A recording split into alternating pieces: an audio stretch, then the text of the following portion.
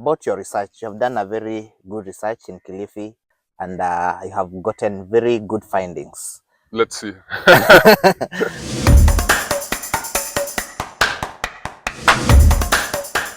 Welcome to Greenversations. This is a platform that we have created as 1 Million Trees for Kilifi, a platform where we intend to inspire, educate, and engage the community in meaningful conversations about sustainability, climate change, and conservation. With me here today, I have a guest, Dennis. Welcome very much. So Dennis is from German. We met while we were doing mangrove restoration at Sabaki Estuary River, and we have done a couple of things in town. And before he leaves to German, I have invited him at this platform so that we can share to see how is German doing in terms of climate change, in terms of conservation and sustainability, and how Kilifi we are doing, so that we can compare notes and see what can we borrow from them, what can they borrow from us, and how can we make this a better place, a world a better place. So welcome, Dennis. Thank you so much, Elfik. It's been really a pleasure meeting you, also having a conversation with you on the issues you already mentioned. So my name is Dennis Schipf, and I'm based in Cologne in Germany. And I'm a PhD student and have the privilege to conduct research also here in coastal Kenya. And so I'm part of IDOS, the German Institute of Sustainability and Development. And my work centers around issues of environmental governance and specifically around environmental justice in processes of climate change adaptation or mitigation. So I'm really trying to understand the local perspectives on these issues and try to connect them with the broader governance schemes such as the Paris Agreement. Yeah. Okay, that's very nice. Um, you have done a research in Kilifi and the coastal region for some time. I understand that we shared and you said it's about the effect of climate change on the coastal region. So while doing your research, what are some of the interesting findings that you have come across, and what is that one standing thing that you have seen in Kilifi that you had not met anywhere else while you're traveling? Yeah. Yeah. So my research only focuses on obviously a narrow part at the Malindi coast, close to the Sabaki River, and basically the idea is not to say, oh, there is climate change and there are impacts. The idea is more to just hear the observations from different stakeholders in the field about changes in the environment, but also in the climate, and then to see what we can make out of it. So also to understand local fishermen, people in the sand harvesting business, but also different mangrove conservationists about their knowledge and their expertise and observations to get the broader picture. So I found it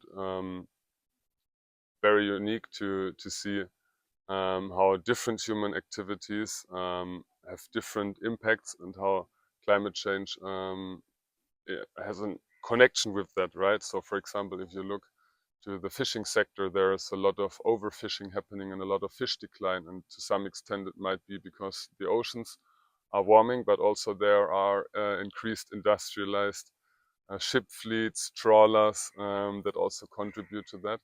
And then there is a different alternative livelihood options such as harvesting sand for the construction sector in Mombasa, which again has different impacts on the local environment there because the sand dunes are flattened, the wind becomes harsher. So I'm trying to understand and explore these different dynamics, and ultimately also because many interventions, as you know, for climate change adaptation um, are not successful because they don't really understand these contexts in which environment and the climate is changing. Yeah. I think you visited where the sand is being mined, and also in some of the pictures you show you went fishing. How did you manage to convince the community that you want to go and fish? You want to go fishing? Well, I did not try to convince them, but Uh-huh.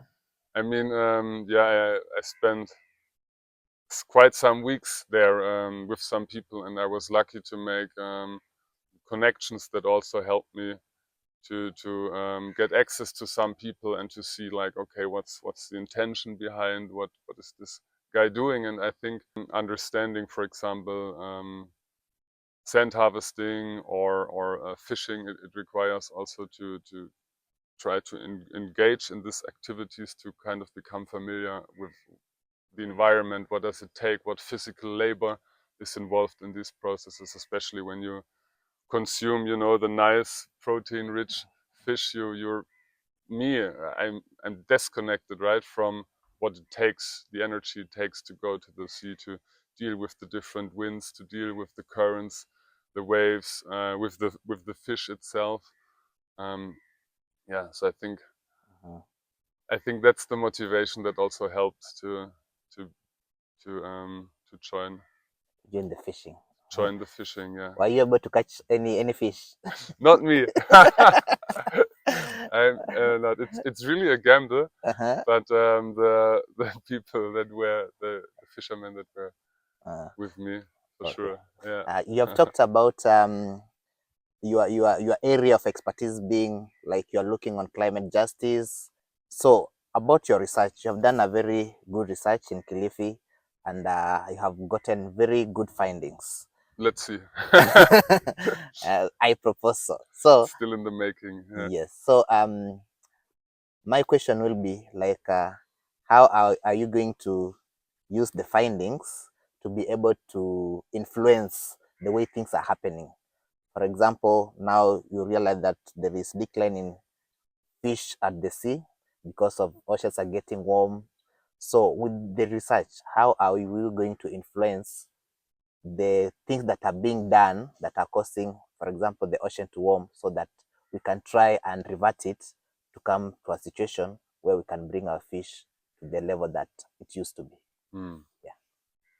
So you mentioned climate justice Yes. first, and I think it's very crucial to understand that there are different layers where justice or injustice is negotiated. And I think on the global level, obviously, there are countries which historically have much larger emissions, like Germany, for example, that is also in a lengthy political process to manage to reduce its emission, but also other largely industrialized countries. So that's an issue of justice, because I think Kenya as a country has least contributed to this. So I think that has to be understood in the first place. And secondly, I think starting the research, it makes you quite humble to understand that things are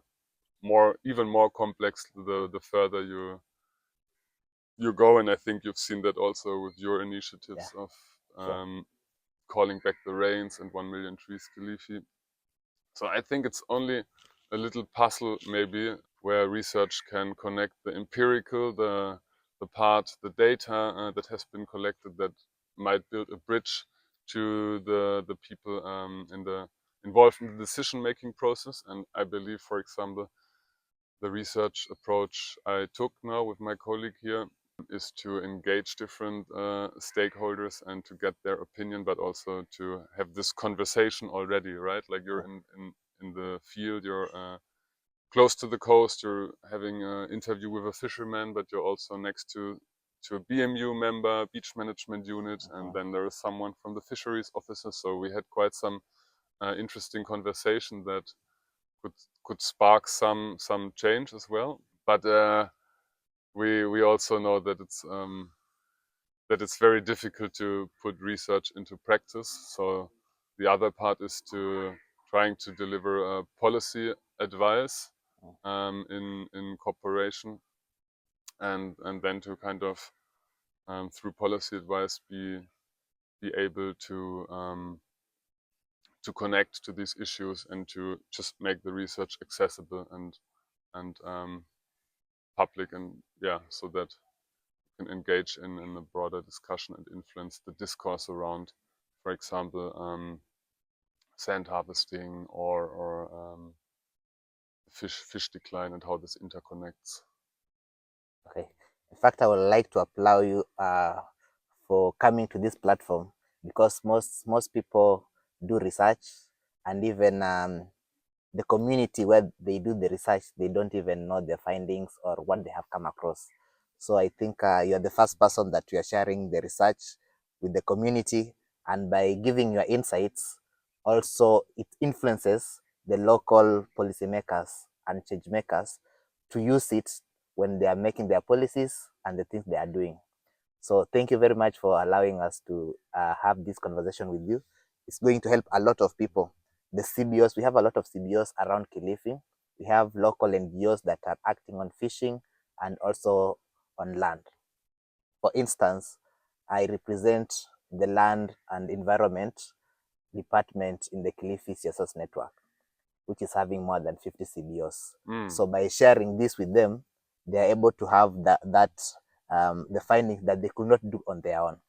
You talked about climate justice, and I remembered a story that I shared with you about the baobab, where they were exported to Georgia to make a park. And unfortunately enough, I don't know if it's unfortunately or fortunately, because all the 8 baobabs that were transported to Georgia died. So in terms of they died. So in terms of such acts where we are exporting live species to other nations, what's your feel about it?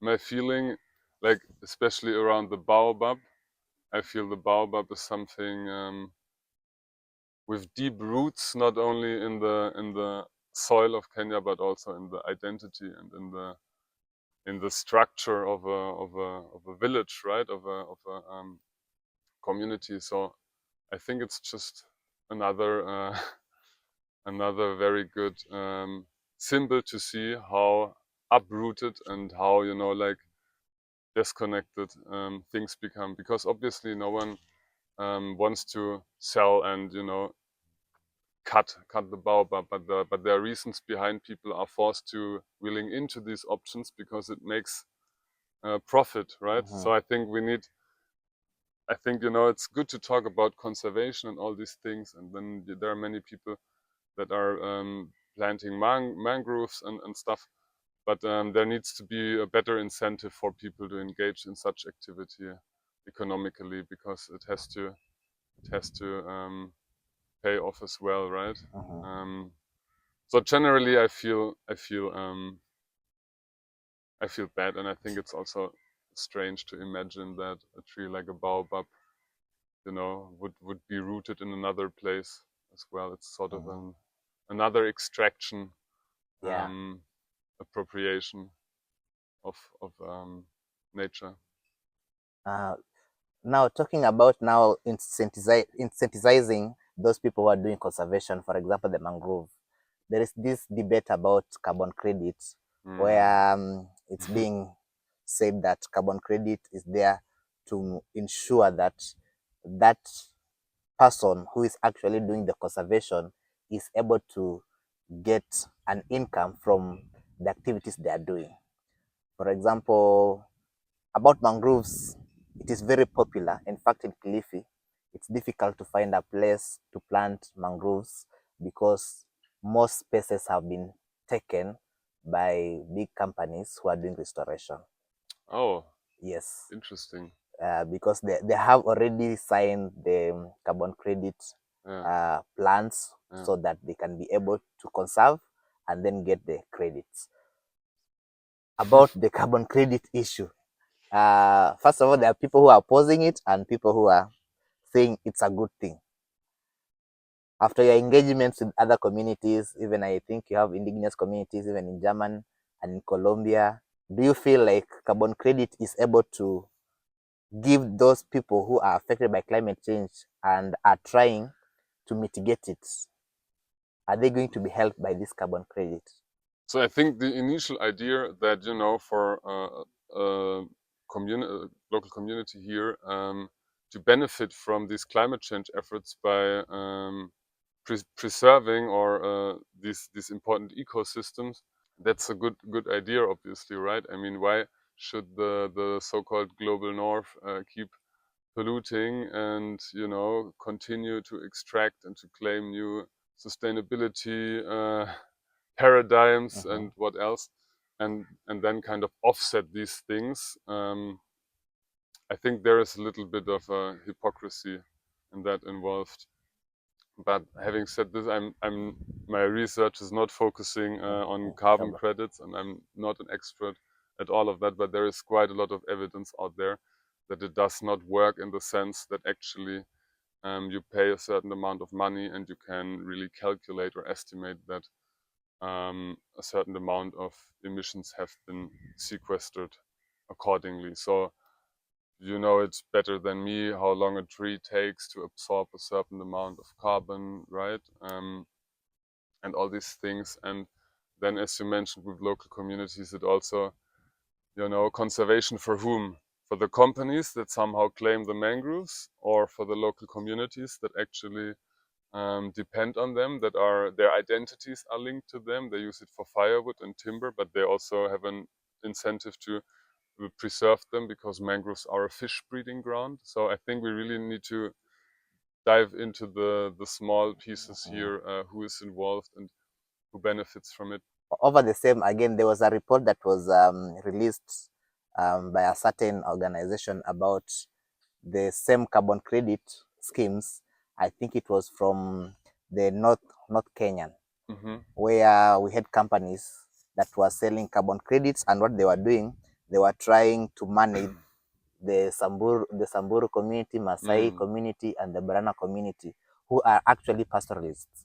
And the Yeah. idea was they want to teach the community on how to feed their cattle so that they can conserve the soil, and the soil, now they are using the soil as their carbon sequester.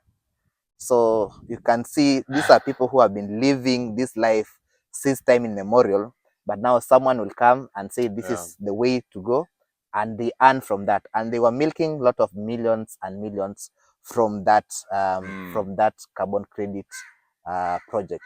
Yeah. So from your end, do you have a situation that you have heard of where the indigenous community is being taken care of? For example, they come take their forest and say, now we are going to conserve these forests, and now they start earning from the carbon credit. Yeah. You mean in Germany or? In Germany, or as you have traveled, either Brazil, we have a lot of stories about the largest forest. I don't know about that actually. I also don't know if in Germany there is something that you would call like an indigenous community, in the sense like you have different tribes here in Kenya. We have like different different cultural backgrounds and some different dialects. But I mean, your example that you just mentioned in the Samburu region, I mean that's exactly the where the justice issue emerges, right? I mean, there is a bottom-up thing somehow involved, right? Someone has this idea to teach someone how to feed your cattle or something, you know? Like there is this idea that there are illiterate or ignorant communities, and there is an expert. There is no such thing really, right? There is a whole narratives and discourse involved around who becomes an expert and why and based on what, you know. Is an expert just someone who has a degree in fisheries, or is an expert, I don't know, a 40-year-old fisherman who goes to the sea since he's 15 and has you know a much richer experience. So unless you don't involve such people and acknowledge their expertise, I think these interventions will fail. That's a very nice insight. Who is Yeah, an expert? yeah. Is And it that person who has been fishing since he was 15 years old and now he's 40? Or is it that person who has come to learn about fishing for like 4 years? exactly. Yeah. Also, I mean, also in Germany we have, because you mentioned that in the beginning, the sustainability challenge. like in the place where I'm living, it's the biggest source of CO2 emissions in Europe. The whole coal area there, and we are struggling with pushing forward to end it, to stop polluting, and to find different different solutions. And there's also people being displaced from their lands. There's also churches being put down because the mines are expanding, the dredgers are moving forward. So there is a lot of contestation and struggle as well. And we even had a green party in the parliament who has been committing to stop it. But the question is, why are some actors more powerful than others? Some companies and the communities in Germany, even though many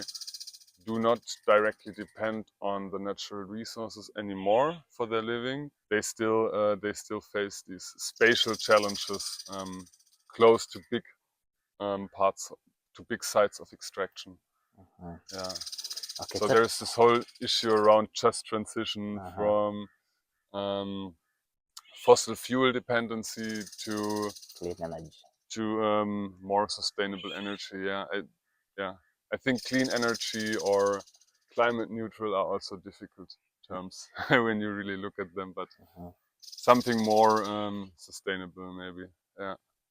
Yes, recently when we were having, I think it was COP29, where they wanted to transit total ban of fossil fuel so that we can have clean energy. Yeah. Do you think Nice try. do you think we are able to transition fully from depending on fossil fuel to clean energy, and to those people who are actually the change makers, or rather the duty bearers, do they have the good intentions of transiting from fossil fuel to clean energy, or is it just difficult to do so? Again, this goes really beyond my research and the little expertise I'm trying to build. So I can only answer as as Dennis, as Dennis, yeah, as a normal observer of the things that are happening. And I think in the long run, it's not possible to have endless growth on a planet that has limited resources. So it's not possible to continue like that, obviously. And I also think that the demand of energy that is currently needed in the capitalist economic system cannot be met entirely by natural resources. So there have to be some broader structural changes. But as I said, that's a whole other level. debate. So coming back to Kilifi, you have traversed Kilifi very nicely from Janaheri, where they're mining sand, to even conservation centers like Gede Ruins, into the deep sea where you have done fishing. What is the big? I've looked at fishing. You have I have not done the fishing. You looked at while they were doing fishing. Yes. So what is the biggest challenge in terms of sustainability that you have observed in Kilifi, and probably what have you observed as a conservation initiative that you can really give a thumbs up and say, these guys are really working very nicely in terms of conservation, or is a unique way of conserving the environment and the ecosystem? What I could see from the limited time I was able to spend here was how interlinked so many small-scale activities are, right? I mean, the mangroves, but also the sand and the sand issues. So I think the biggest challenge is to find the right trade-off also for the communities between conservation and degradation of natural resources, but also the possibility for them to access them, right?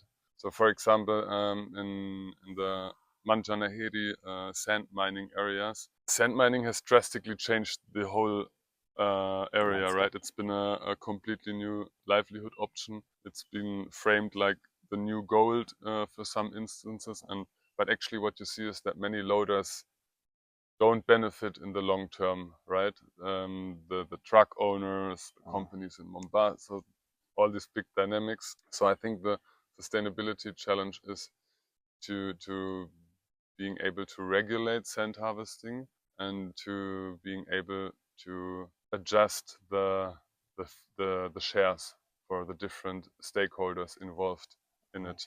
And then also to be able, just for an example, to not even more accelerate the business as such, right? So I think also with respect to mangrove, you cannot just plant mangroves. You know, there are many more different issues involved around that. But from what I've seen and all the efforts that are being made that you mentioned in the second part of your question, I think it's just incredible how people just stand up and do something. You know, I personally feel like in Germany sometimes we are more stagnant and more paralyzed in some ways, to find ways in how to just engage something and not be, you know, overwhelmed by all the challenges, climate change and all these things. But then from your initiatives, but also along the Sabaki estuaries on both sides, people are connected together, they know each other, they engage in ecotourism, they try to develop this further. So I think that is definitely something inspiring also for me to take home. Yeah. Oh, okay. So talking about sand, there is another, the same Janaheri. While you're way to Janaheri, I think you saw a very large space covered with water, and those are salt farms. Ah, yeah. They are salt After farms. Manjanahiri in the north. Yes. Yeah. We have a couple of salt farms around, and all the salt that is used in East Africa, Yeah. 90, we can say 90% of it comes from Janaheri Yeah. and that area, Gongoni. Yeah. And you will realize that if you pass there, is not as developed as you will hope it to be if it's supplying the entire salt or 90% of salt Yeah. in East Africa. So that is one of the ways also those people are not getting an equal share of Yeah. their resources, the same way as the sand Mm. miners are not getting an equal share of their resources. In fact, when you walk around, you'll find most of their houses is built from mud, and actually they are selling the sand for the rich guys to do villas and more good places to stay. Why do you think is that the case? Yes. Why do you think is that? Probably is a policy issue, and also the level of awareness and the poverty level, because you find these people, like the community, they don't have enough education for them to voice out their issues. So if someone comes up and tells them they are going to give them a certain amount of money to take sand, and they feel, I was born here, this is just sand, it's ground, so if you pay me to take something that has been here for a very long time, then I'm okay with it, because they don't view it as a new resource or something they have built. Yeah. They Yeah. were Why just should? born and then it was there. So if you pay me, it's like soil. If you pay me to take this soil, then I'm okay. I'm okay with it. So it needs a lot of awareness creation about actually what are the benefits and what does this sand do, and what will happen if this sand is not here, for them to understand, so that they can at least uh, want more from their sand, Yeah. and get another alternative livelihood from selling the sand. Yeah.